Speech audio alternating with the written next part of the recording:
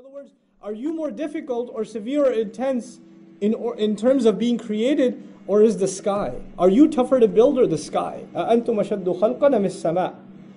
When you go to Surah Naba, we found the earth first and the sky second. أَلَمْ نَجْعَلِ الْأَرْضَ مِهَادًا وَالْجِبَالَ أَوْتَادًا وَخَلَقْنَاكُمْ أَزْوَاجًا. And then afterwards, وَبَنَيْنَا فَوْقَكُمْ سَبْعًا شِدَادًا. There was the earth and then the sky. But we said there's a reversal from Surah Naba in Surah An-Nazi'at. So now the reverse is used. Allah Azza wa Jalla speaks of the sky, and then what's He going to speak of? The earth. He's going to reverse the sequence. Okay. So He says, are you more intense in construction of the sky? Banaha, He built it. Now, bina is to build something where one piece of it meshes into the other. Like a building is called bina because one brick meshes into the other, or one wall meshes into the other. So Allah is illustrating that the sky is a seamless construction where one thing falls into the next.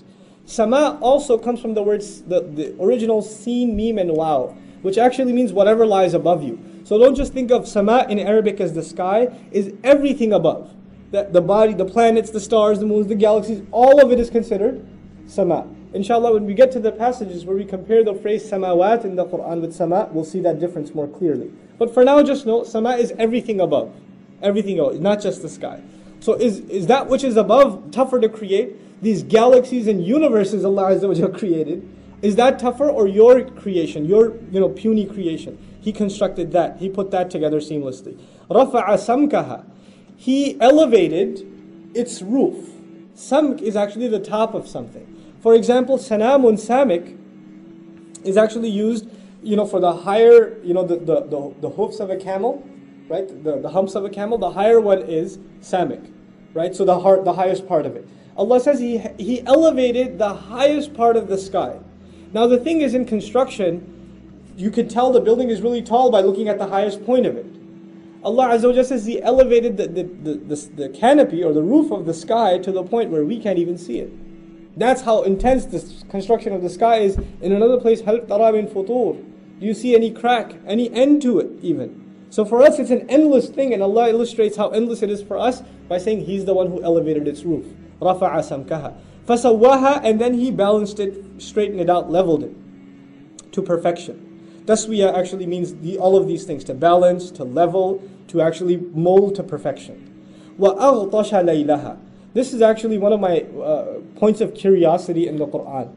Allah Azza wa Jalla speaks about the night in many ways. Many different words are used for the darkness of the night. Each one of them has their own connotation. Many of them are concentrated in juz amma. Many of them are put together in juz amma. Here we have, for example, وَاللَّيْلِ إِذَا عَسْعَسْ. As'as is referred to when the night, the chokehold of the night, as soon as it starts taking over. Okay, the chokehold of the night, as soon as it starts taking over, and also when the chokehold of the night starts leaving, and the morning gets a chance to breathe. وَالصُّبْحِ إِذَا تَنَفَّسْ. When the morning, as it gets a chance to breathe, take a breath. غَسَقَ وَاللَّيْلِ وَمَا غَسَقَ, for example. وَاللَّيْلِ وَمَا غَسَقَ. This is the dark of the night settling in when the blue of the night is completely gone. There's only black left. That's ghasaq. Then ightash, which is what's used here, وَأَغْطَشَ لَيْلَهَا. This is the darkness of the night, highlighting the difficulty with which one can see. Things become blurry.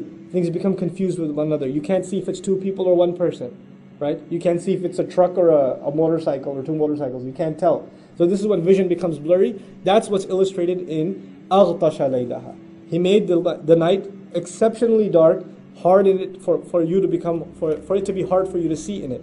وَأَخْرَجَ ضُحَاهَا. And He brought out of it, that very dark night where you couldn't see anything, duha. Duha is the time of the morning that's the brightest, when it's clearest and easiest to see. So Allah contrasts two things. He made the night so dark you couldn't tell truth from falsehood, figuratively speaking. And then He brought a day where there's absolute clarity, one thing from the other. There's no confusion left. This is actually, in between the lines, a reference to Revelation. There was night so bad where you were picking this God versus that God, this idol versus that idol. It was all confusing to you people. What's going to happen after we die? Oh, we're not going to come back. Yeah, we will come back. We'll all go to heaven. None of us will go to heaven. There is no heaven. All this confusion. It was like the night. And now, out of that night, He has brought out this clear day. وَأَخْرَجَ ضُحَاهَا. He has brought out the clearest of that day. وَالْأَرْضَ بَعْدَ ذَلِكَ دَحَاهَا. And the earth thereafter, He he made it smooth in its surface. Now, daha is an interesting word. Some people have tried to give a parallel from the point of view of Islam and science in this ayah. I'm not a big fan personally of Islam and science yet. I'm not convinced entirely. Because I think we have to be true to the language and we shouldn't bend the meaning to fit science in it. If it's there, fine. But we shouldn't twist the meanings and abandon the additional classical meanings and say, it means this, and now the scientific phenomenon clicks with the ayah. Anyway, I will tell you what the classical meaning is. The word daha, actually, dahwa was used for the egg of an ostrich. So dahwa was used for the egg of an ostrich. Udhiyya actually, was used for the place where the ostrich lays its egg. So some have used that to say, Wallahu a'lam, that because there's an implication of something oval or round, and Allah speaks about the earth and how He made it daha, He made it oval or round in shape. That's what the implication some have used. Allahu a'lam, the truth in it. Anyhow, what we do know in the classical sense, daha yadhu dahwun means to smoothen and to spread out. So what Allah is illustrating here is after the earth and the sky and its magnificent creation, and how Allah made the sky a means of delivering the darkest night where you can't see, and also the brightest morning when you can see everything. Also notice the powerful creation of the earth and how widely it spread. وَالْأَرْضَ بَعْدَ ذَلِكَ دَحَاهَا. And perhaps this is also a reminder to the kafir who's been listening to the surah, where Allah Azza wa Jal said, فَإِذَا هُمْ بِالسَّاهِرَةِ. They're going to end up in that flat, clear land. Allah said, look, He made the land clear. So when you see clear land, you should remember that land where you're going to be landing eventually anyway. أخرج منها ماءها ومرعاها. He drew out from it its water. That's the easy word. Mar'a is a little bit of a difficult word here. Mar'a is actually ism dharf makan. It's a noun used to allude to a place, a space. Ra' is used for pasturing, right? And it's also used for pasture land, like grazing land, like fields and fields of farm and grass and stuff, where you grow produce for animals, for your cattle, and also for yourself. So Allah says basically, first He made the earth flat and smooth and expanded. Then He drew from it water, and also these pasture lands, these places where you can pasture, and these times where you can pasture. وَالْجِبَالَ أَرْسَاهَا. And He created the mountains, and He drew out mountains. And أَرْسَاهَا, irsa in Arabic actually means to put an anchor down on a large ship. That is irsa.